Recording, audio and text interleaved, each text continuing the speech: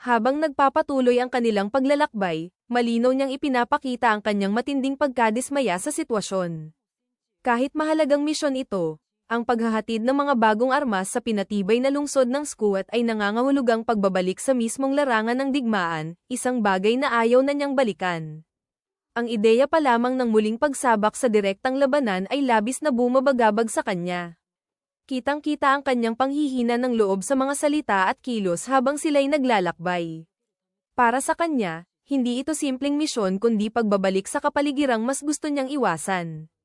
Habang nasa daan, itinuro ng isa sa kanyang kasama ang pinakamalapit na lungsod patungong Skuat. Sa unang tingin, mukhang karaniwan lamang itong lugar tulad ng iba sa rehiyon. Ngunit habang papalapit sila, unti-unting lumitaw ang ibang realidad. Napakaraming sundalo ang nakakalat sa buong paligid, malinaw na may nagaganap na seryosong paghahanda. Ramdam ang tensyon. Matapos ang kanilang huling pagkatalo, pilit na bumabangon ang hukbo ng skuderya. Malinaw ang pagsisikap nilang muling ayusin ang kanilang puwersa upang mabawi ang nawala. Malaki ang papel sa pagbabagong ito ng mga bagong sandata mula sa kaharian ng Yelaneta, na napatunayang napakabisa sa digmaan.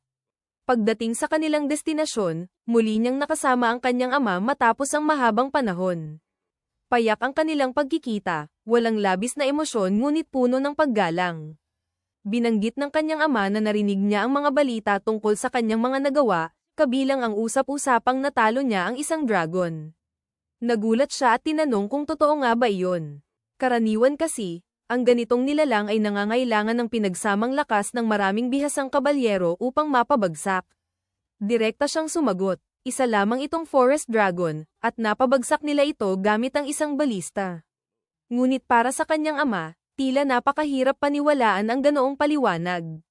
Bago pa man magpatuloy ang kanilang usapan, dumating ang isa pang mahalagang tao, si Panamera, kasama ang isang mensahero. Ipinabatid niya na naroroon din ang hari sa lugar. Dahil dito, biglang nagbago ang tono ng sitwasyon. Ang simpleng usapan ng mag-ama ay naging mas formal at politikal. Iminungkahi ng binata na ipakita ang kanyang balista. Kahit bago pa ito ipamalas, kapansin-pansin na ang interes ng ilan sa sandata. May posibilidad pang pag-usapan ang pagbili nito depende sa halaga at bisa ng kagamitan. Gayunpaman, mabilis nagbago ang usapan ng talakayin ang mas agarang problema. Nagsimula ang isang pulong kasama ang ilang pangunahing pinuno ng kaharian.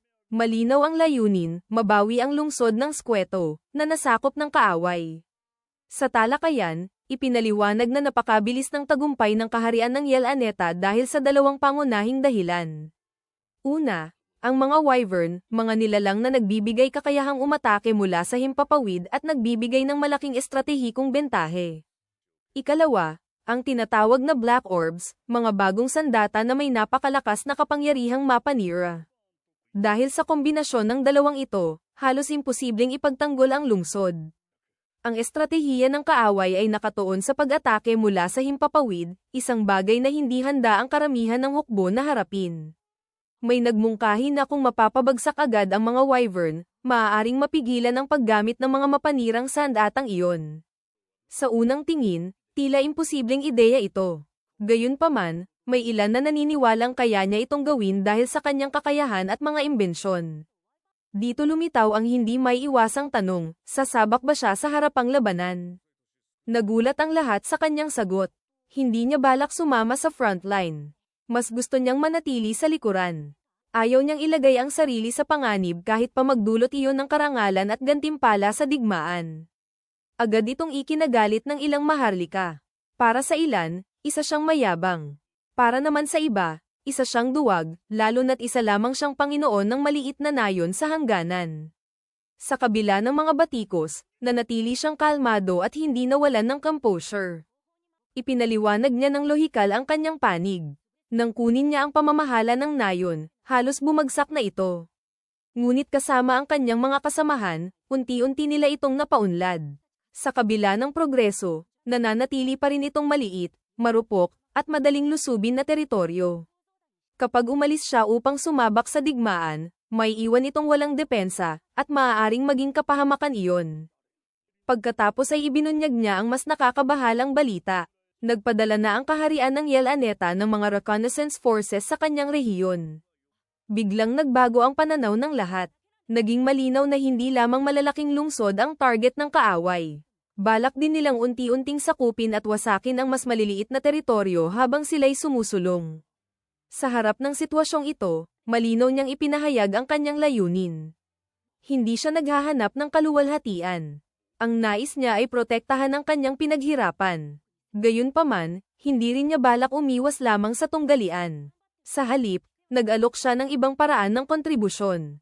Maghahanda siya ng mga bagong sandata, mas epektibong balista at mas makabagong catapult, na sadyang idinisenyo upang harapin ang mga wyvern at bawasan ang bentahe ng kaaway sa himpapawid. Dahil dito, tuluyang nagbago ang atmosfera ng pulong.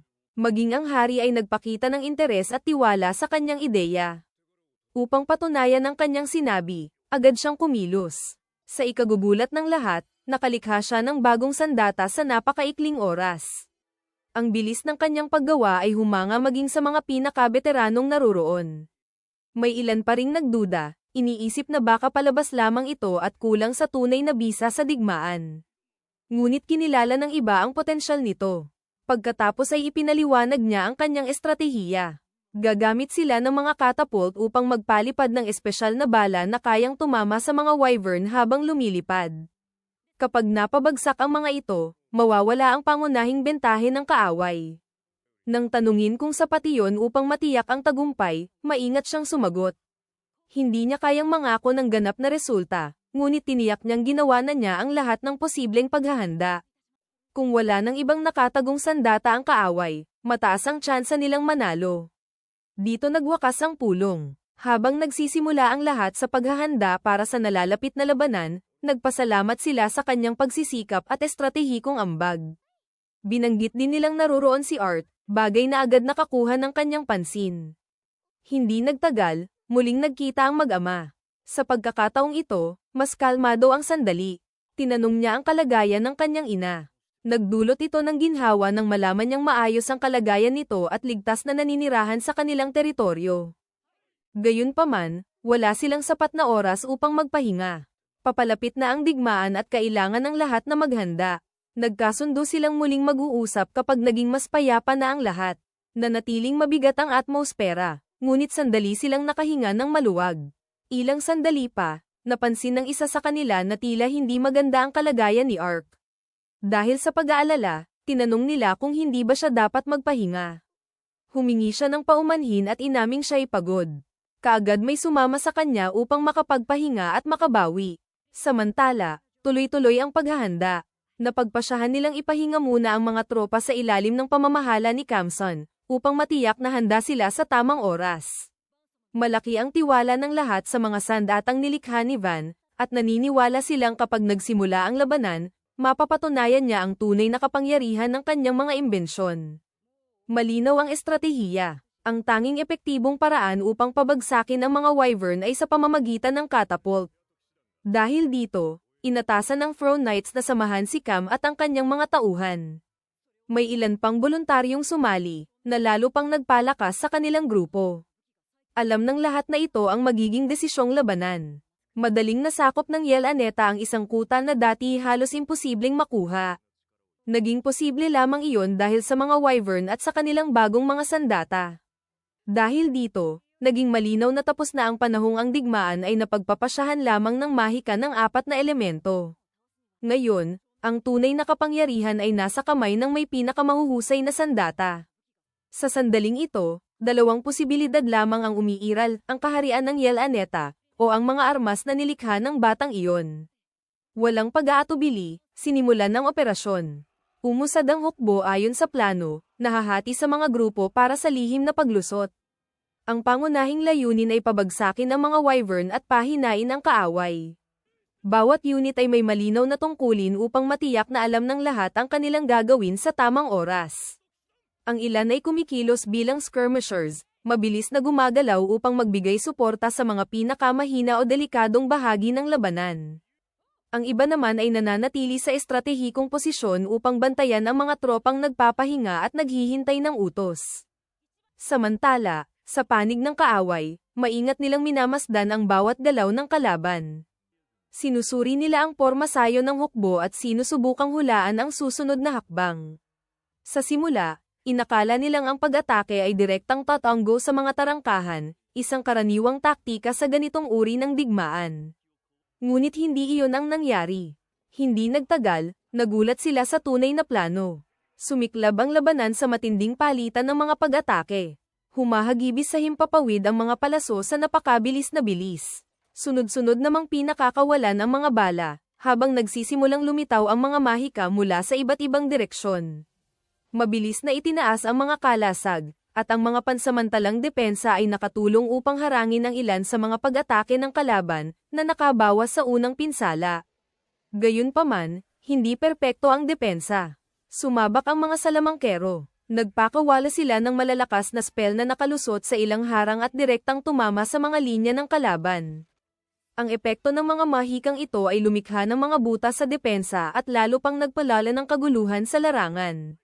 Biglang may mga pag-atake mula sa hindi inaasahang direksyon. Di nagtagal, sumabak sa digmaan ng elite forces ng Yel Aneta, isang pangkat na lubhang sinanay, disiplinado, at may lakas na lampas sa karaniwan. Mabilis silang kumilos upang palibutan ang mga sundalo ng Scuderia. Sa loob lamang ng ilang sandali, nailagay nila sa alanganin ang kalaban at pinwersa mula sa lahat ng direksyon. Naging kritikal ang sitwasyon. Sa mismong sandaling iyon, dumating ang mga reinforcement. Lumitaw sa larangan ang mga tauhan ni Van at sinalo ang bahagi ng labanan, na nagbawas ng matinding presyon sa pangunahing hukbo. Dahil dito, nakapag-ayos muli ang mga sundalo. Nakahinga sila sandali at nabawi ang kanilang mga estratehikong posisyon. Bukod dito, nagdala sila ng mahalagang babala. Patuloy pa ring inihahanda ang mga long-range na pag-atake. Ibig sabihin, malayo pa sa tapos ang panganib. Hindi nagtagal, may mas nakakatakot pang lumitaw sa langit, mga wyvern. Hindi lang isa o dalawa, kundi marami silang sabay-sabay na lumitaw, lumilipad sa ibabaw ng larangan ng digmaan at nagbubuga ng malawak na anino sa lahat. Ang presensya ng mga nilalang na ito ay tuluyang nagbago sa takbo ng labanan. Inihanda ng kaaway ang kanilang huling pag-atake. Malinaw ang kanilang layunin, gamitin muli ang itim na orb upang sabay-sabay wasakin ang lahat at tiyakin ang ganap na tagumpay. Ngunit iba na ang sitwasyon ngayon. Napaghandaan na ang lahat, maingat na inilagay at inihanay ang mga catapult, handa para sa eksaktong sandali. Tahimik na naghintay ang mga sundalo ng utos, nananatiling nakatuon kahit tumitindi ang presyon. Pagkatapos ay dumating ang utos. Paputok, mabilis na pinakawalan ang mga espesyal na bala. Tumagos ang mga ito sa himpapawid ng may kahangahangang katumpakan at tinamaan ang mga wyvern habang nasa ere pa. Agarang bumagsak ang ilan sa mga nilalang bago pa man sila makapag-atake.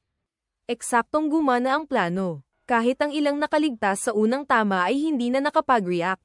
Kaagad na kumilos ang mga balista. Sa mabilis at eksaktong mga putok, tinapos nila ang natitirang mga wyvern at pinigilan ang anumang posibleng kontra-atake. Sa loob lamang ng ilang sandali, tuluyang nawala ang banta mula sa himpapawid. Nawasak ang pangunahing puwersa ng Yel Aneta. Agad na nagbago ang takbo ng labanan. Wala ng mga wyvern, at hindi na rin nila magagamit ang mga itim na orb. Dahil dito, nawala ang pinakamalaking bentahe ng hukbo ng kaaway. Unti-unting gumuho ang kanilang organisasyon. Ang dating maayos na pag-atake ay nauwi sa kaguluhan.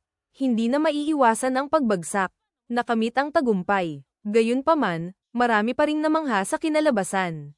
Ang lakas ng mga sandatang nilikha ni Van ay lumampas sa lahat ng inaasahan, pinatunayan na ang estratehiya at inobasyon ay kayang baguhin ang takbo ng digmaan.